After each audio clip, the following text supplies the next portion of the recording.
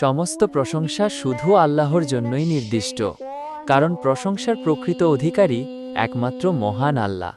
আমাদের কারো মধ্যে যদি সৌন্দর্য, গুণ বা কৃতিত্ব থাকে, তাও আসলে আল্লাহরই দান। তাই সমস্ত প্রশংসা তার কাছেই ফিরে যায়। আল্লাহ নামটি হল মহান রবের এমন একটি বিশেষ নাম যা অন্য কারো জন্য ব্যবহার করা কখনো বৈধ নয়। আলহামদুলিল্লাহ হল কৃতজ্ঞতা প্রকাশের সর্বশ্রেষ্ঠ বাক্য। রাসূল সাল্লাল্লাহু আলাইহি ওয়াসাল্লাম বলেছেন, লা ইলাহা ইল্লাল্লাহ হল সর্বোত্তম জিকির, আর আলহামদুলিল্লাহ হল সর্বোত্তম দোয়া। তিরমিজি, নাসাই।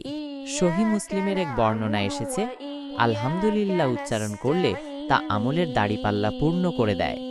কেননা আল্লাহ পছন্দ করেন যখন তার বান্দা প্রতিটি আহারের পর তার প্রশংসা করে।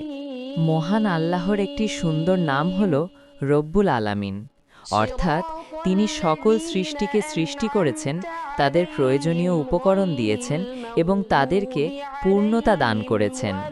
তিনি মানুষকে আলাদা চাহিদা দিয়েছেন, জিনকে আলাদা প্রকৃতি, ফেরেশতাদের বিশেষ দায়িত্ব, এমনকি পশু পাখিকেও দিয়েছেন তাদের নিজস্ব খাদ্য ও জীবন ব্যবস্থা। নির্ভরযোগ্য প্রতিষ্ঠান।